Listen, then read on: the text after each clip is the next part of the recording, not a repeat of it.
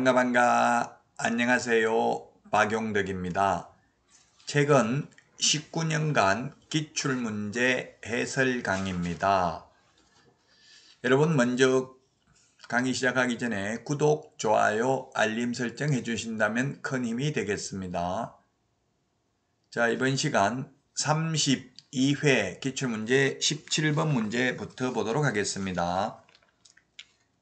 휴업, 폐업, 재개에 대해서 옳은 것입니다. 시험에 거의 출제가 잘 되고 있는 내용입니다. 1번은 3개월 초과하는 경우에만 휴업 신고하면 됩니다. 딱 3개월만 휴업하려면 신고 안 해도 됩니다. 3개월 초과해서 휴업하고자 하는 경우 미리 신고해야 됩니다.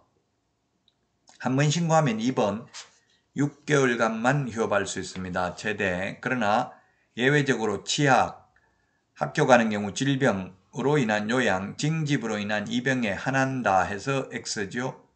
임신, 출산 등의 경우에도 6월 초과해서 휴업할 수 있습니다. 그리고 그 외에도 국토부 장관이 정하여 고시하는 경우, 이에 준하는 부득이한 사유가 있는 경우 따라서 한한다, 이 말 틀렸네요. 한한다. 자, 그 다음에 3번입니다. 개업공개사가 휴업기간 변경신고를 하려면 등록증을 휴업기간 변경신고서에 첨부하여 제출해야 된다 했는데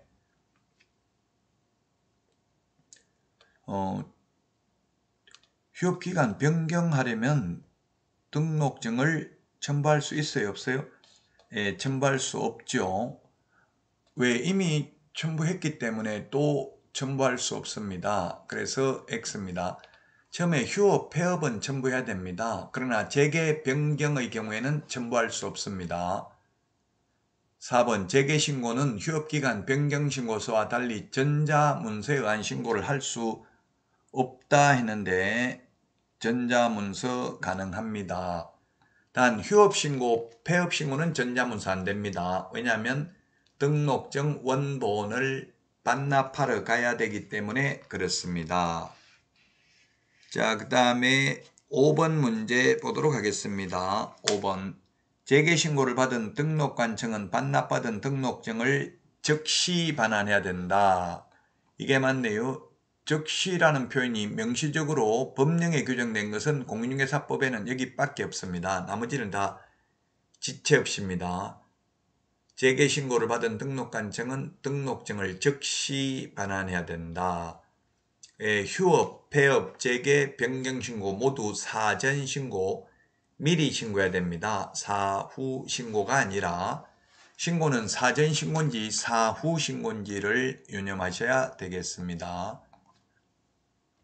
자, 다음은 18번 문제 보도록 하겠습니다. 간판을 철거해야 되는 경우를 모두 고른 것은 했는데 기억, 사무소 이전 신고를 하는 경우, 그 다음에 니은, 폐업 신고하는 경우, 디귿, 등록 취소 처분을 받은 경우 간판 철거해야 됩니다. 그런데 6개월 초과해서 휴업하는 경우는 간판 철거할 의무 없습니다.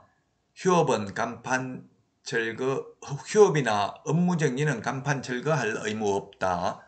업무정지도 최대가 6개월이죠. 휴업도 최대가 6개월이고 따라서 휴업이나 업무정지는 간판 철거할 의무 없습니다. 사무소 이전, 폐업, 등록 취소 3개는 지체 없이 간판 철거를 해야 되고요. 만약 철거 안 하면 철거 명령을 했는데도 철거하지 않는 경우에는 행정 대집행법에 따라 대집행할 수 있습니다. 행정 대집행법입니다. 민사 집행법이 아니고요. 자, 다음은 19번 문제입니다. 옳은 것은 했는데 1번 중개행위에 해당하는지 여부는 개업공개사의 행위를 객관적으로 보아 판단할 것이 아니라 주관적으로 판단해야 된다 했는데 주관적 나오면 무조건 X입니다. 우리 시험이 객관식 시험이죠. 객관적이라는 말은 고객 할 때 객이죠. 손님 객자죠. 고객 입장에서, 의뢰인 입장에서 판단한다고요. 주관적, 주인 입장, 개업공개사 입장에서 판단하는 게 아니고요. 그래서 1번은 틀렸고요. 2번은 임대차 계약을 알선한 개업공개사가 계약 체결 후에도 목적물의 인도 등 거래 당사자의 계약상 의무의 실현에 관여함으로써 계약상 의무가 원만하게 이행되도록 주선할 것이 예정되어 있는 경우 그러한 개업공개사의 중개행위는 사회통념상 중개행위의 범주에 포함된다. 2번이 맞습니다. 그러면 왜 중개행위라는 말은 법조문에는 없습니다. 법조문에는 중개에 대한 용어정의는 있는데 중개행위에 대한 용어정의는 없습니다.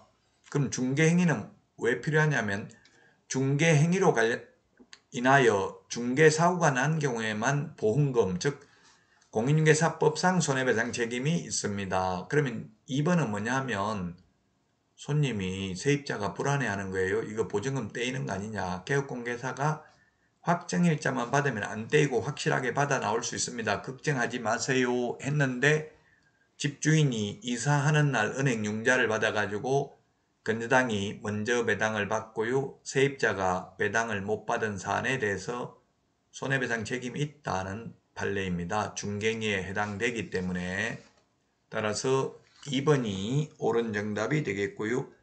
3번 소속공개사는 등록 신청할 수 없습니다. 나무 밑에 취직되어 있는 상태에서는 개업 안 됩니다. 개업하려면 그만둬야 되고요. 그만두면 이미 소속공개사가 아닙니다. 왜냐하면 상도위에 어긋나죠. 직원으로 있다가 개업을 하는 것은 물건 빼돌려서 자기 사무소에 가서 할 수도 있기 때문에 그렇습니다. 자, 4번에 계약서에는 서명 또는 날인이 아니라 계약서 확인 설명서에는 서명 및 날인합니다. 계약서 확인 설명서만 서명 및 날인이고 나머지 모든 서류는 서명 또는 날인이 되겠습니다. 자, 그 다음에 5번입니다. 개업공개사가 국토부 장관이 정한 표준 서식을 사용하지 않는 경우 과태료 처분을 받게 된다. X네요. 계약서는 법정 서식이 없고 다만 국토교통부 장관이 표준 서식을 정해서 그 사용을 권장할 수 있고요. 권장사항을 따르지 않더라도 처벌 규정은 없습니다. 그래서 틀렸습니다. 권장사항이니까 처벌 규정 없죠? 자, 그러면 다음 문제 살펴보도록 하겠습니다. 20번인데요. 부동산 거래 신고 등에 관한 법령상 벌금 또는 과태료의 부과 기준이 계약 체결 당시의 개별 공시지가에 따른 해당 토지 가격 또는 해당 부동산 등의 취득가액의 비율 형식으로 규정된 경우가 아닌 것은 했는데 1번 토지거래 허가구에 관해서 허가 없이 토지거래 계약을 체결한 경우 2년 이하의 전역이나 땅의 토지 취득가격의 100분의 30에 상당하는 금액 이하의 벌금이고요. 그래서 토지 취득가격 100분의 30 개별 공시지가 맞습니다. 2번이 틀린 정답이 되겠네요. 2번은 외국인 특례에 의해서 외국인이 군문자야 우리 암기 프린터 27번에 있는데 군사기지 및 군사시설 보호구역 등에서 허가받지 않는 경우에는 2년 이하의 징역이나 2천만 원 이하의 벌금입니다. 그래서 2번이 틀렸습니다. 개별 공시지가 취득 당시 토지가격이라는 말 나오지 않습니다. 3번 토지거래 허가구에 관해서 속임수 그 밖의 부정한 방법으로 토지거래 허가를 받은 경우 2년 이하의 징역이나 땅의 토지 취득가격은 개별 공시지가입니다. 100분의 30에 상당하는 금액 이하의 벌금이고요. 4번은 거짓 신고한 경우에는 취득가격의 5% 이하 과태료고요. 그 다음에 매매계약 체결 후 신고 의무자가 아닌 자가 거짓으로 부동산 거래 신고를 한 경우에도 100분의 5% 이하 과태료 대상이 되겠습니다. 자, 이번 시간 여기까지 하고요. 다음 시간에 찾아뵙도록 하겠습니다. 여러분 수고하셨습니다. 안녕.